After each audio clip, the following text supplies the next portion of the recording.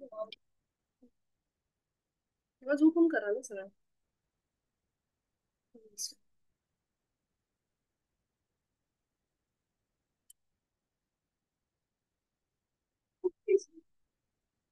तेच.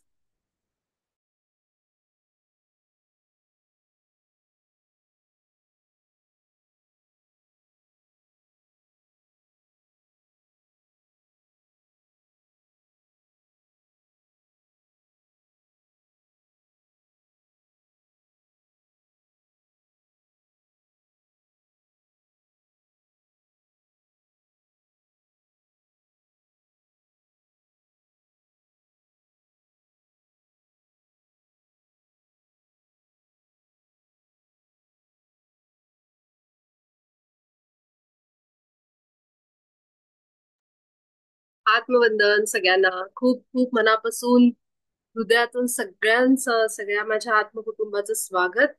आजचा आपल्या रेकी संकल्पाचा 30वा दिवस.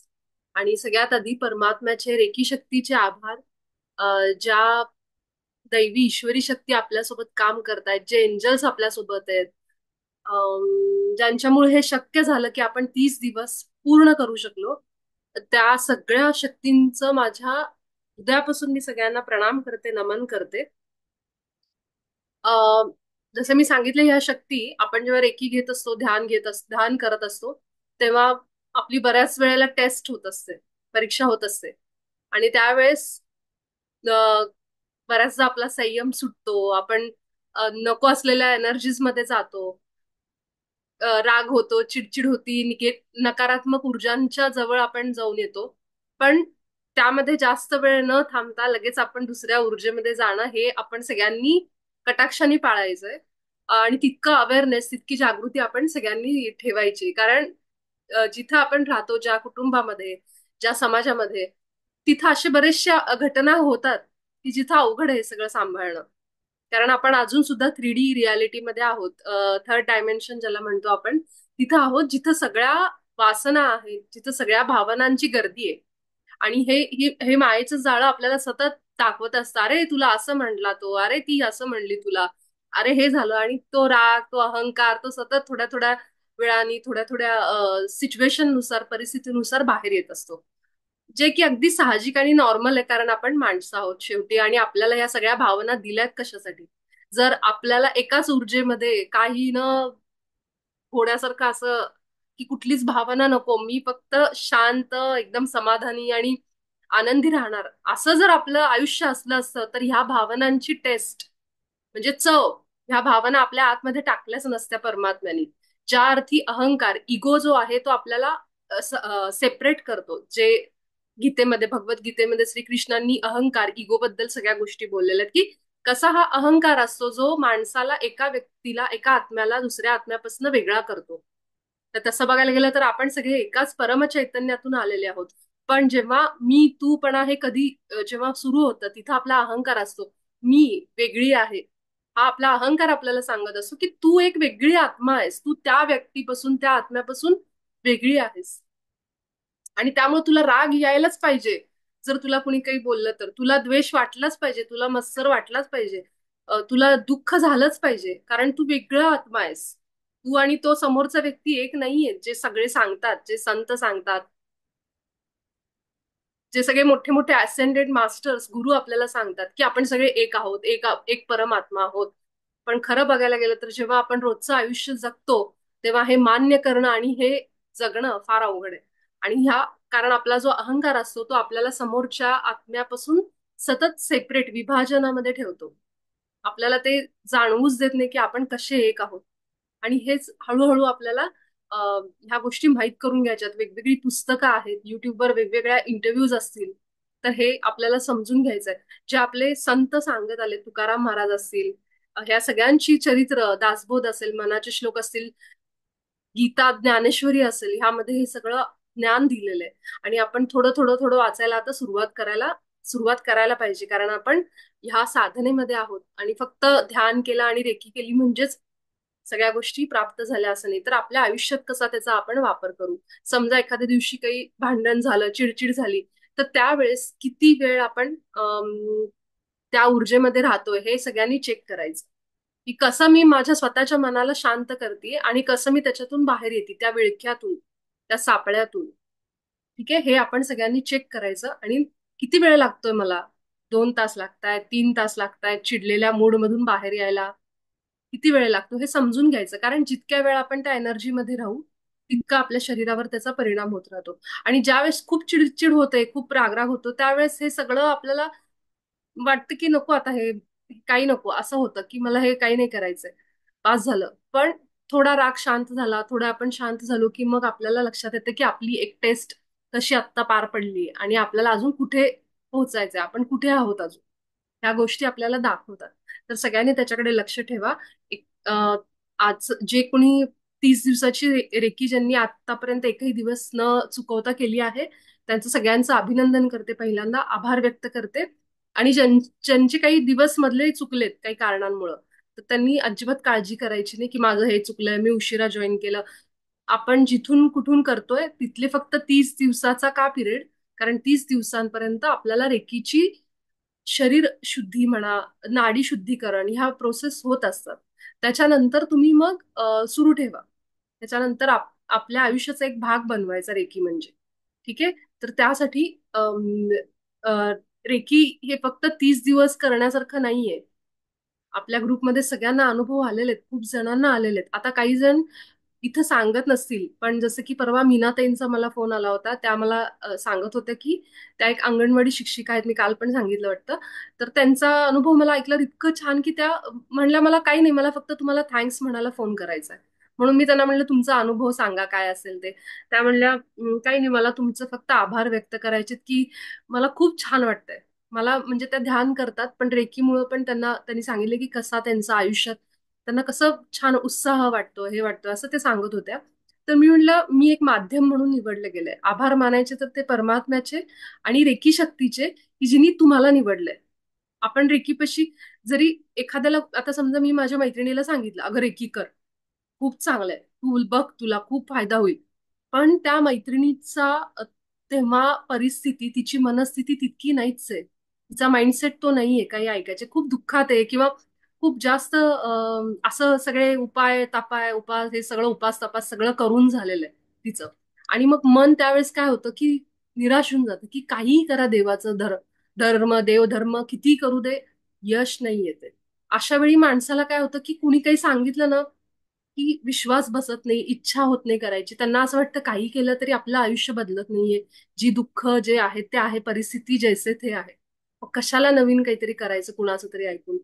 अशी मनस्थिती, जे अगदी बरोबर आहे, चुकीचं नाहीये, त्या माणसाला दोष देण्यात अर्थ नाही. आपल्याला वाटतं मनापासून की तिने करावं बाबा, तिच्या आयुष्यात बदल होईल. पण त्या व्यक्तीची परिस्थिती, स्टेज, आयुष्यातली अवस्था तशी नाहीये, ती कसं काय समजून घेईल. आणि मग अशा वेळी तिला सगळं तिच्यापर्यंत मेसेज येतो.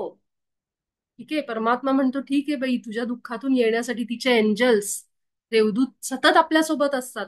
लक्षात घ्या, आपण जन्माला यायच्या आधी आपल्यासोबत जे आपले पूर्वज असतात, ज्या आत्म्यांचा एक सोल फॅमिली म्हणतात, कुटुंब असतं आपलं, त्या कुटुंबामध्येच पुन्हा पुन्हा आपण जन्म घेत असतो. आता ह्या जन्मी मी मुलगी बनून आले, पुढच्या जन्मी एक काम करते, मी तुझा सासरा बनून येते, त्याच्या पुढच्या जन्मी मी तुझी अजून काय तुझी मुलगी बनून येते तुझ्या पोटाला. असे वेगवेगळे रोल आपण प्ले करत असतो, जे भगवद्गीतेमध्ये श्रीकृष्णाने खूप सुंदर वर्णन केलंय की आत्मा हा शरीर फक्त सोडत असतो, बदलत असतो वेगवेगळे.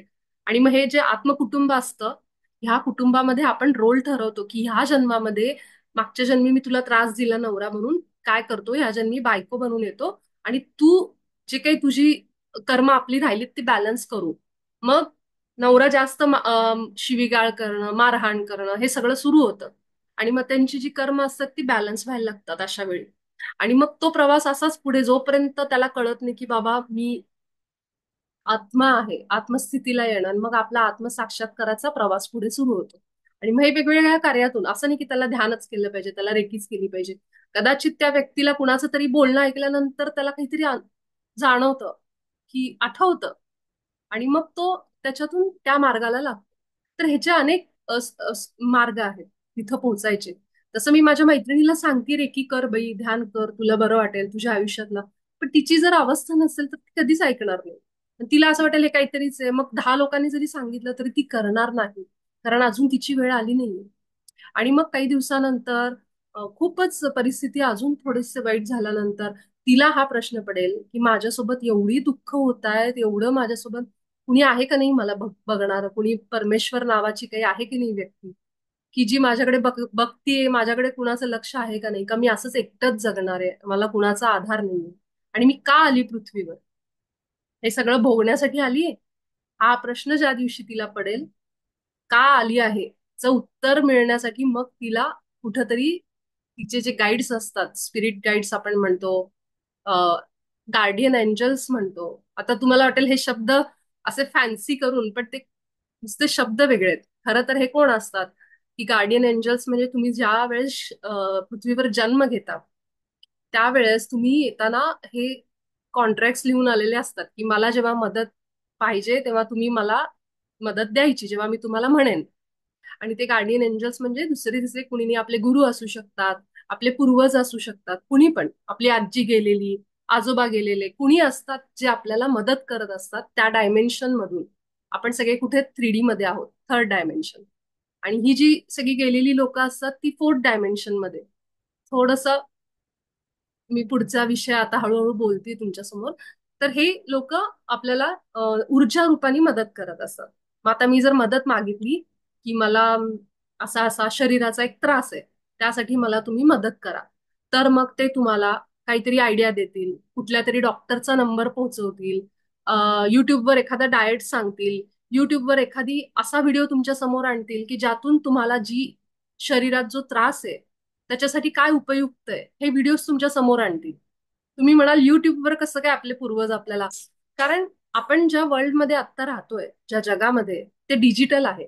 समजा कुणीतरी सांगेल तुम्हाला, मैत्रीण, अगं हे करून बघ, हे चांगलंय बघ तुझ्या ह्याच्यासाठी, असे वेगवेगळ्या मार्गाने ते आपल्यापर्यंत सोल्युशन पोहोचवतात. फक्त आपल्याला समजून घ्यायचे की आपण ते करायचे किंवा नाही. तिथं समजा एखादी त्यांनी पोहोचवायचा प्रयत्न केला आणि आपण त्याला नाकारलो, नाही मला नाही करायचं आता, बास झालं, मग सगळं करून झालं. मग ते काय म्हणतात, ठीक आहे चला, असं नाही म्हणते ना, मग आपण दुसऱ्या मार्गाने पाठवू. मग ते डिजिटली एखादा व्हिडिओ पाठवतील, एखादा मेसेज येईल तुमच्या समोर, कुठल्या पण एक नोटिफिकेशन येईल, काही पण येईल, एखादा साईन दिसेल तुम्हाला, नंबर्स दिसतील, काही दिसेल. आणि मग तुम्हाला समजेल की अच्छा 2 वेळा माझ्या समोर हे रिपीट झालंय, म्हणजे हे माझ्यासाठी उपयोगाचं आहे. आणि मग अशा पद्धतीने ते तुमच्याशी कॉन्टॅक्ट करतात, तुम्हाला सांगतात, मदत करतात. पण त्यावेळेस आपली मनस्थिती अशी पाहिजे की आपण ती मदत घेतली पाहिजे. बरं, की ध्यान करा, कुणीतरी सांगतोय, पण समोरच्या जर तयार नसेल, आणि ज्यावेळेस त्याला खूप त्रास व्हायला लागेल त्यावेळी तो करायला लागतो. योगा योगा असेल, योगाचं पण आपण बघतो, व्यायाम कर कर कर, पण ज्यावेळेस माणूस अगदीच खचून जातो, आता काहीच राहिलं नाही व्यायाम करण्याशिवाय पर्याय नाही, त्यावेळेस तो उठतो आणि व्यायामाला लागतोच. पण शेवटी योगासन वगैरे करणं त्याला करावंच लागतं. म्हणजे हे असं असतं की अ, जितकं लवकर तुम्ही हे सगळ्या गोष्टी ऍक्सेप्ट, म्हणजे ओपन राहून आपण जितकं स्वीकारू, तितकी लवकर आपली प्रगती व्हायला लागते. थोडा वेळ की अनुभव चांगले नाहीयेत आतापर्यंत, विश्वास नाही बसत, काही जणांचा लवकर विश्वास नाही बसत. हे असलं काही नसतं, हे असलं काही स्पिरिट, हे असलं काही आत्मे बित्मे असलं काही प्रकार नाहीये, एंजल्स बिंजल्स काही नसतात. तर ज्या लोकांना आता एंजल्सचे अनुभव आहेत, एंजल म्हणजे काय, देवदूत. आपल्या धर्मामध्ये सांगितलंच आहे ना, पोथींमध्ये आहे सगळीकडे, की देवदूत म्हणजे की जे बाबा देवाचे मेसेजेस तुमच्यापर्यंत पोहोचवतात, परमेश्वराचं जे परम चैतन्य आहे ते आपल्यापर्यंत पोहोचवतात. आपण नाही आहेत का जोडलेले, मग देवाच्या मध्ये आणि आपल्यामध्ये कशाला कुणाची गरज आहे? आपण काय देवाशी जोडलेले नाहीत का? आहोत जोडलेले.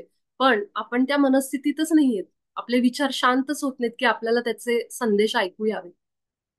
आणि ते विचार शांत करण्यासाठी रोजच्या ह्या आयुष्यातच आपण इतके गुरफटून गेलोय. ह्याचं काय झालं, त्याचं काय झालं, घरात काय घडतंय, हा पैसा, शरीर, आरोग्य, ह्याच्यात आपण इतके की आपल्याला शांत बसणंच माहित नाहीये, की 2 मिनिटं आपण शांत बसून आपले विचार शांत करून, ज्याला आपण ध्यान अवस्था म्हणतो की शून्य विचार, जेव्हा आपण ते करायला सुरुवात करतो आणि जेव्हा वर्तमानात जगायला सुरुवात करतो, त्यावेळेस आपले इंट्युशन वाढतात. आणि इंट्युशन म्हणजेच काय, परमात्मा डायरेक्ट तुमच्याशी बोलतोय, नो मिडल मॅन, मध्ये कुणाची गरज नाहीये. आणि ज्यावेळेस आपण तेव्हा त्या परिस्थितीत नसतो, त्यावेळेस आपल्या आयुष्यात एंजल्स येतात, म्हणजेच देवदूत येतात. ते तुम्हाला सारखी उठवत असतात, हलवत असतात, जागे व्हा, आणि अशी काहीतरी साधना करा की तुमचे विचार शांत होतील. तर हे सगळं असं आहे. त्यामुळं जे जे लोक आज इथं रेकीमध्ये आहेत, कुठली तरी साधना करतायत, नामस्मरण असेल, आपल्याला जे आवडतं ते काहीतरी उपासना करतायत, त्या सगळ्यांचं अभिनंदन आहे. आणि अशीच ही उपासना, ही साधना सुरू ठेवा. जरी कुणी नावं ठेवत असेल ह्याच्यानी काय होणार आहे, पण ह्याच्यानी होतं. सूक्ष्म लेवलला ह्याचे परिणाम होत असतात, जे आपल्याला डोळ्यांना दिसत नाहीत पटकन. कारण ती खूप जी क्लिनिंग आहे, डीप क्लिनिंग चालू असतं. एवढ्या वर्षाचं जे साठलेलं आहे त्याला स्वच्छ करायला, पूर्ण मुळापासून काढायला खूप वेळ लागतो. आणि त्यामुळे ध्यान आणि रेकी सुरू ठेवायचं. ध्यान तर मी म्हणते अजिबात सोडू नका. एक अर्धा तास का होईना रोज ध्यान करा. रेकी 20 मिनिटाचा वेळ लागतो फक्त रेकीसाठी. 3-3 मिनिटं एका चक्रावर. आता तुम्हाला माहित झालंय. ठीक आहे. तर आपण सगळेजण आजच्या आपल्या साधनेला सुरुवात करू. एक 3-4 मिनिटं ध्यान आणि मग आपल्या रेकीला. तर आपण सगळे ध्यान अवस्थेमध्ये येऊ.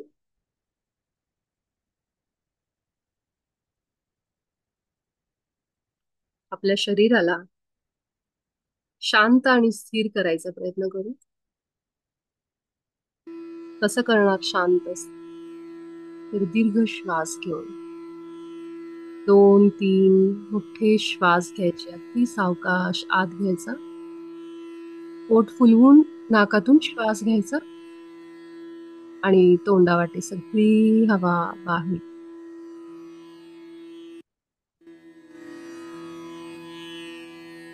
आपण दिवसभर जिथं जिथं होतो, ज्या ज्या गोष्टी कुणाला बोलले, त्या सगळ्यांची सर्वप्रथम माफी मागू. आणि आपल्याला जर कुणी दुखावलं असेल, आपल्याला कुणी यातना दिल्यात, त्या सगळ्यांना क्षमा करू आणि पुढे जाऊया आपल्या प्रवासामध्ये. परमात्म्याचे आभार व्यक्त करू. आजचा दिवस आम्हाला दाखवला, आजचे श्वास आम्हाला दिले, शरीराचे आभार व्यक्त करू. पूर्ण लक्ष आपल्या श्वासावर.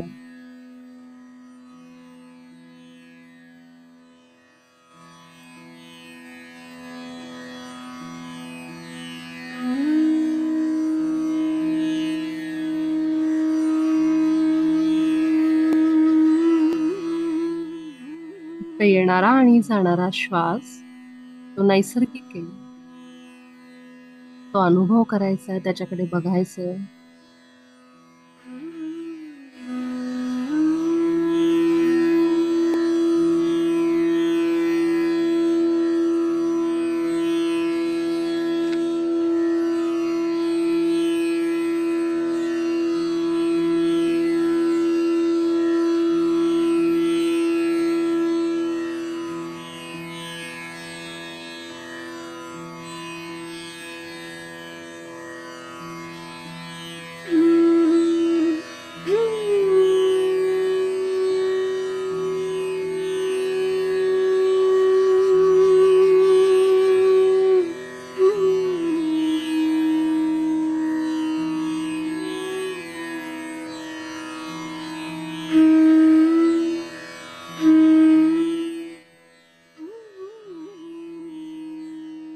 त्या परमपित्या परमेश्वराचे, परमात्म्याचे आभार.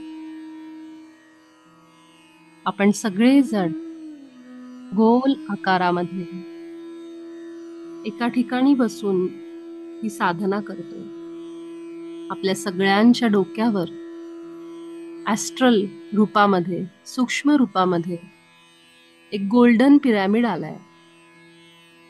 त्या पिरॅमिडच्या खाली बसून आपण ही साधना करतोय.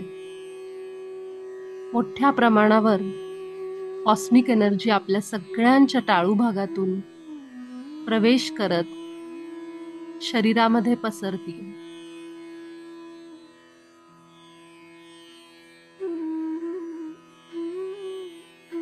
आपले श्वास आहेत जे आपल्याला या कॉस्मिक एनर्जीशी, परमात्म्याशी जोडतात. रेकी साधना पूर्ण करत असताना प्रत्येक चक्रावर जेव्हा आपण हात ठेवू तेव्हा आपले श्वासांकडे पण लक्ष द्यायचं. आपले दोन्ही हात आता एकमेकांवर घासून थोडे गरम होईपर्यंत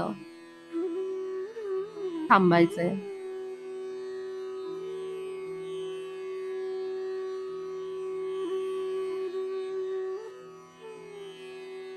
आणि आपल्या छातीच्या समोर आकाशाकडे तोंड करून आपले हात धरायचे.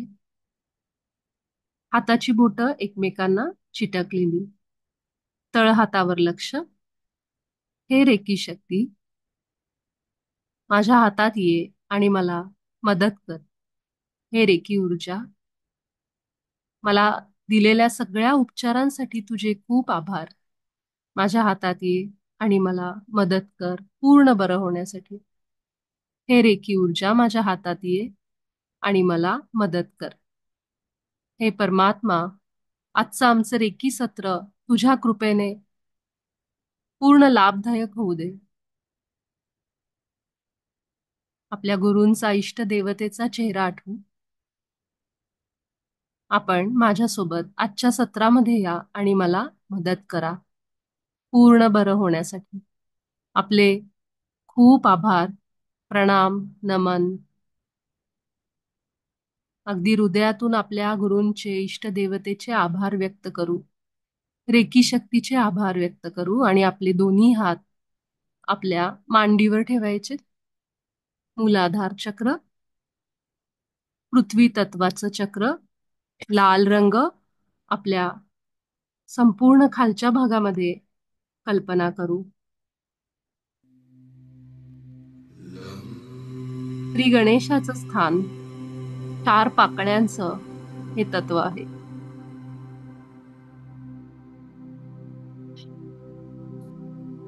मी स्थिर, सुरक्षित, समृद्ध आणि शक्तिशाली आत्मा आहे.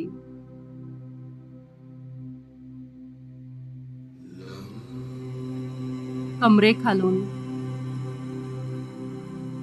अगदी तळपायापर्यंत सगळ्या भागामध्ये हातातून रेखी ऊर्जा वाहतीये, प्रवाहित होती आणि पसरतीये. इथं असलेले सगळे आजार विकार दूर होत आहेत. प्रत्येक पेशी, रक्तवाहिन्या सगळ्यांना ऊर्जा मिळते. पूर्ण लक्ष केंद्रित करू आपल्या श्वासांवर, खालच्या भागावर.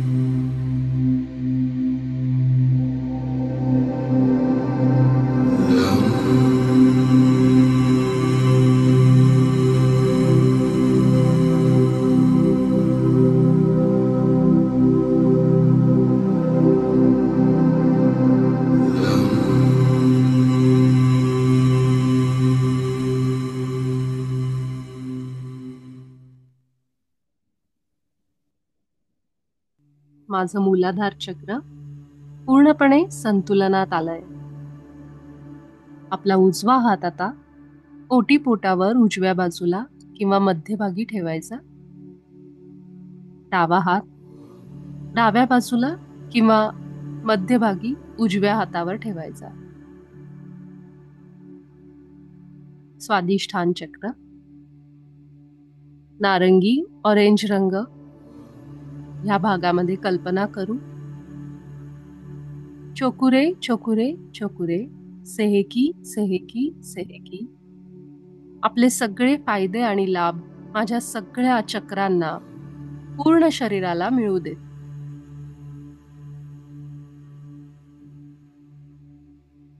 आपल्या ओटीपोटाला पुढे मागे हातातून रेकी ऊर्जा मिळते.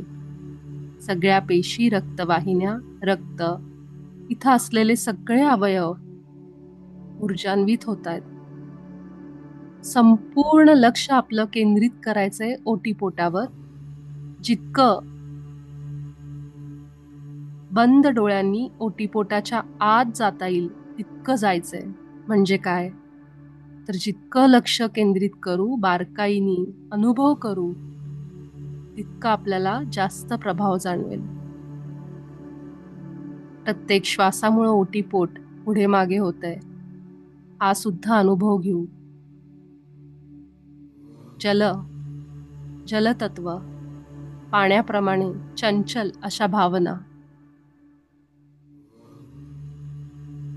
माझ्या भावना आणि विचार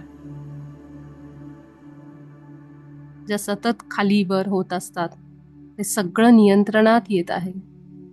मी स्थिर आणि शांत आहे प्रत्येक परिस्थितीमध्ये. माझी कल्पनाशक्ती वाढली. मी क्रिएटिव्ह आहे. माझे सेक्स हार्मोन्स संतुलनात येत आहेत. या भागातला जो काही ऊर्जेचा अडथळा आहे तो दूर होत आहे. युरिन रिलेटेड प्रॉब्लेम्स, प्रजनन संस्थेशी असलेले आजार दूर होत आहे. सगळं लक्ष ओटीपोटावर.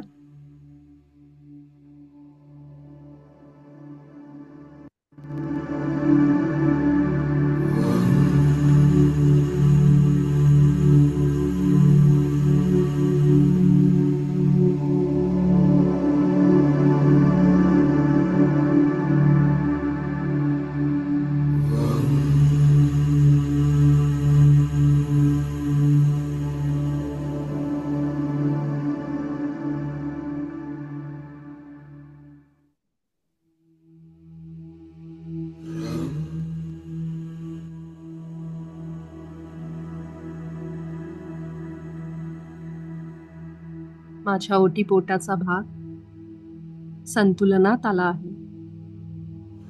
योग्य ऊर्जेला कंपन पावत आहे. आपला उजवा हात आता नाभीच्या उजव्या बाजूला आणि डावा हात डाव्या बाजूला, किंवा दोन्ही हात एकमेकांवर मध्यभागी ठेवले तरी चालेल.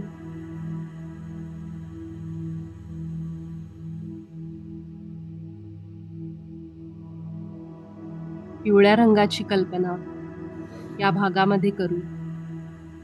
पोट बंद डोळ्यांनी अनुभवता येतंय का बघू. आतल्या हालचाली जाणवतायत का बघू.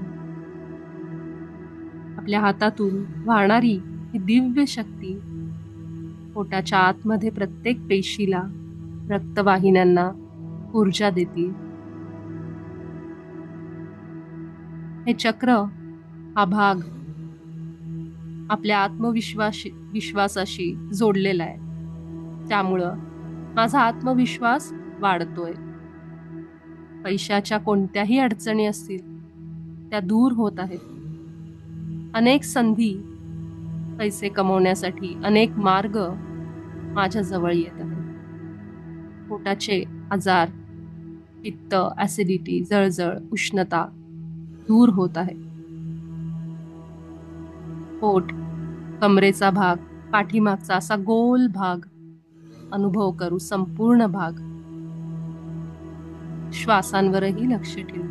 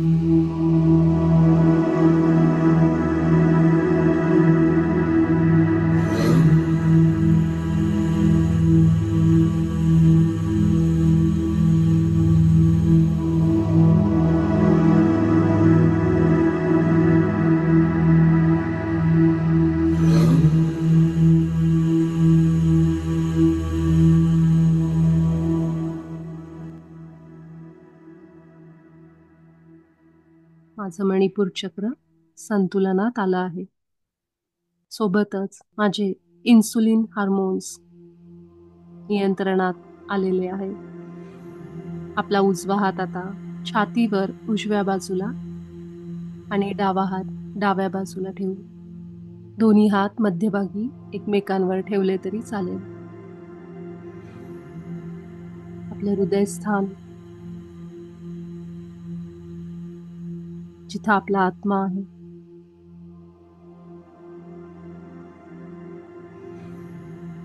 संपूर्ण छातीच्या भागामध्ये हिरवा रंग पसरतोय.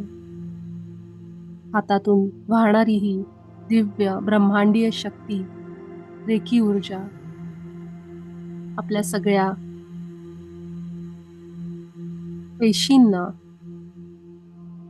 रक्तवाहिन्यांना, रक्ताला, हाडं असतील, त्वचा असेल, सगळ्यांना ऊर्जा द्यायचं काम करते. हृदयाच्या सगळ्या शिरा,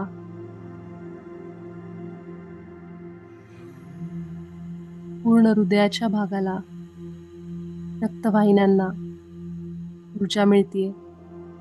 माझं हृदय सर्वोत्तम पद्धतीने काम करतंय. ऊर्जेचे सगळे अडथळे दूर होत आहेत. सगळं लक्ष आपल्या छातीच्या भागावर केंद्रित करू आणि आपले श्वास सुद्धा अनुभव करू.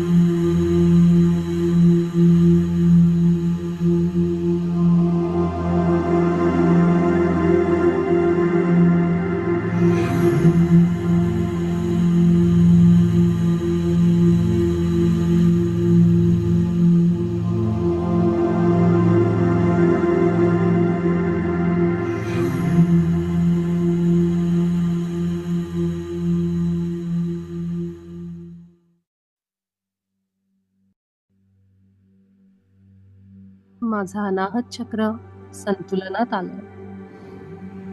आपला उजवा हात आता गळ्यावर उजव्या बाजूला किंवा पुढे मागे आपल्या सोयीनुसार ठेवायचा आणि डावा हात सुद्धा त्याचनुसार ठेवायचा, डाव्या बाजूला किंवा पुढे मागे. आपल्या विशुद्धी चक्राला आपण हातातून रेखी देऊया.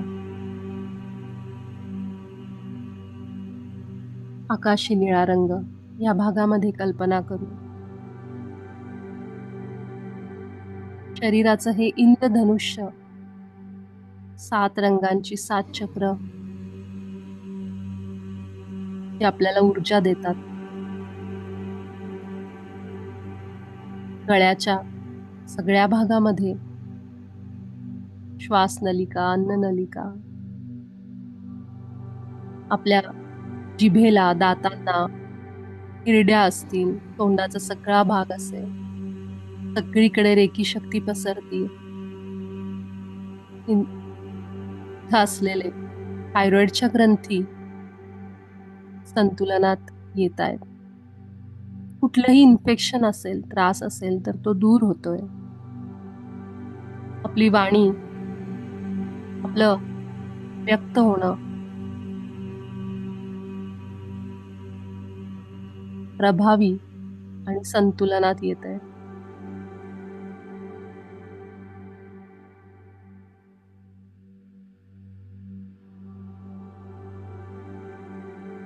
पूर्ण लक्ष आपल्या गळ्यावर. श्वास जाणवतोय का बघा आपला.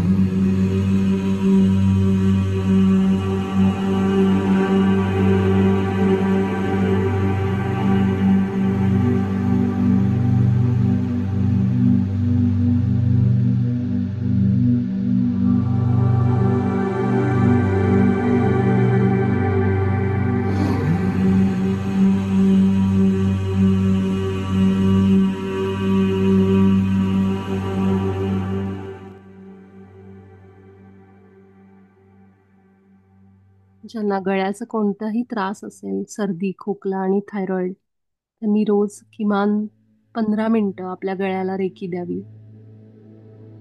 आपला उजवा हात आता कपाळावर किंवा कपाळाच्या मागच्या बाजूला ठेवू. आपल्या हाताला कळ लागत असेल तर एक हात ठेवायचा कपाळावर आणि दुसरा खाली गुडघ्यावर ठेवला तरी चालेल. किंवा ह्या चक्राच्या वेळी जर आपण झोपून रेकी दिली, हातांना कळ लागू नये म्हणून, तरी सुद्धा चालेल. आपल्या मेंदूमध्ये, कपाळाच्या सगळ्या भागामध्ये रेकी शक्ती प्रवाहित व्हायला सुरुवात झाली. आपला मेंदू अनुभव करा. आत जाऊन डोक्याचा भाग, मस्तकाचा भाग कसा आहे आतून, हे बघता येतं का बघू आपण. जितकं लक्ष इथं केंद्रित करू तितकी चांगली ऊर्जा आपल्याला जाणवेल. माझी इंट्युशन पॉवर वाढली आहे. विचारांमध्ये स्पष्टता आली. निर्णय क्षमता वाढली आहे. रेकी शक्ती या भागाला ऊर्जा देते. विचार शांत होत आहेत.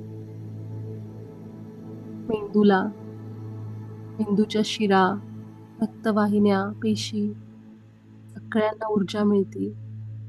कुठलाही त्रास असेल, ऊर्जेचा अडथळा आहे इथं, हे सगळं दूर होत आहे.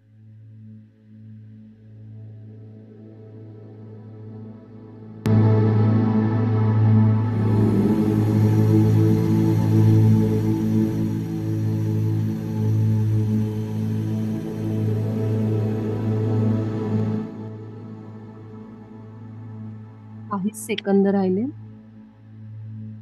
आपण अजून एक थोडे सेकंदांनी रेकी सत्र थांबवू शकता.